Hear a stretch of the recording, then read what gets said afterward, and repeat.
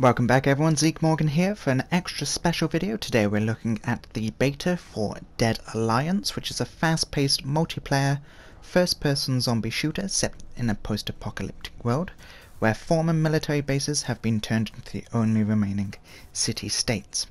This game is scheduled for a release on the 29th of the 8th, 2017, and it allows players to build their squad and take strategic control of bases across maps infected with zombies, where you can use Z-mods, which are specialist zombie-specific equipment, to turn the horde of zombies against your opponents.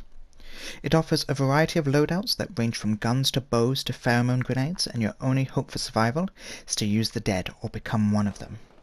I have to say, after spending several hours trying out the open beta, which is running July 27th to July 31st, I can honestly say I would prefer becoming one of the undead rather than play this game.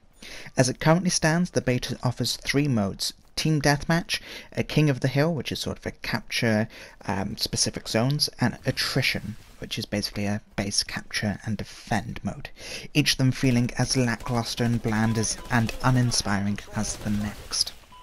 With it, the shooting mechanics are also rather quite bad from what I saw in the beta, with wonky hitboxes, very laggy and buggy sort of hit markers, hit ratios, as well as damage detection.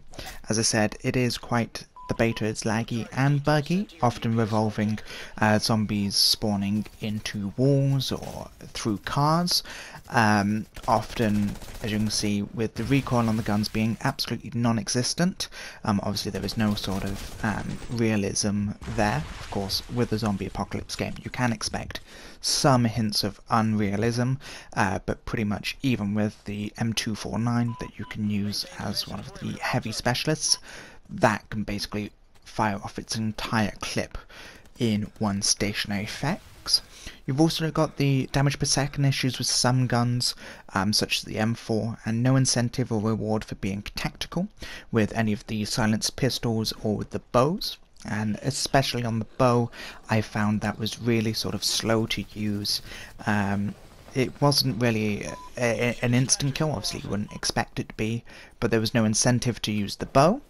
The horde of zombies that is shown in multiple of its trailers, in its open and cinematics as well, are sort of misleading, as throughout the playing the beta I found that there was no more than sort of groups of 4 or 5 zombies at best, even while using the attrition. But these can easily be defeated with a knife or even with a few bullets, even if it's from one of your sidearms. Really, they pose no realistic threat to either the player or the enemy team.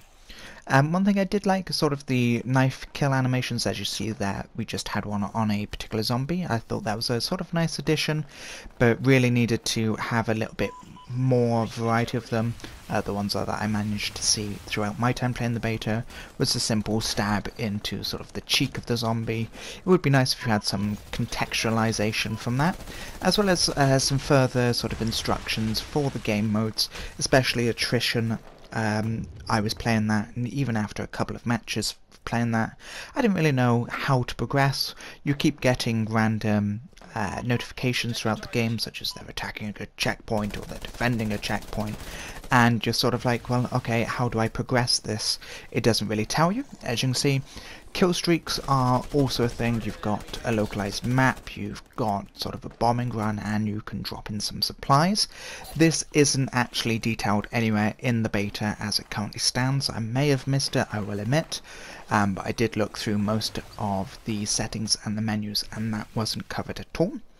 Also, it is a very sort of wonky and rubbish first-person shooter experience. Even the promise of a single-player mode and reduced £25 price tag doesn't quite incentivize me to get this game when it comes out. Of course, it has a variety of Z mods, from distractor grades to PAM grenades, which are basically distractors as it says, and PAM grenades can basically turn some zombies against your opponents. They'll actively seek out your opponents and try and damage them as best they can, and they'll show either green or red depending on your team or the enemy team. So unfortunately I do have to say, at this particular particular current stage, my time on the beta and playing Dead Alliance has been rather critical of it. It doesn't seem a thrilling and engaging first-person shooter zombie survival as I was expecting. Of course, this may change further on its release, and of course betas are a way for them to get all these issues sorted out, but as it currently stands, it's a little bit too laggy, a little bit too buggy for me.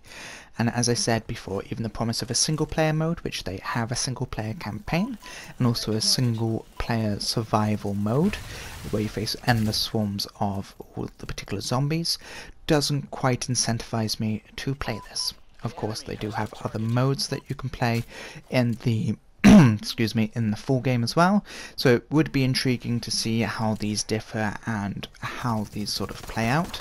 But as it currently stands, this is not a game I will be currently getting there. So if you've played the Dead Alliance beta, or indeed know anyone that has, I would love to hear your comments, suggestions or feedback in it, and please let me know in the comments section below. If you have any particular beta that you'd like me to cover next, also please let me know, and of course if you enjoyed this beta review video of Dead Alliance, then please don't hesitate to leave a like, comment, share and subscribe to stay up to date with all my videos. I'll leave you now to see the end of this particular map so you can make up your mind of the gameplay, and thank you very much for watching, and as always, have a lovely day.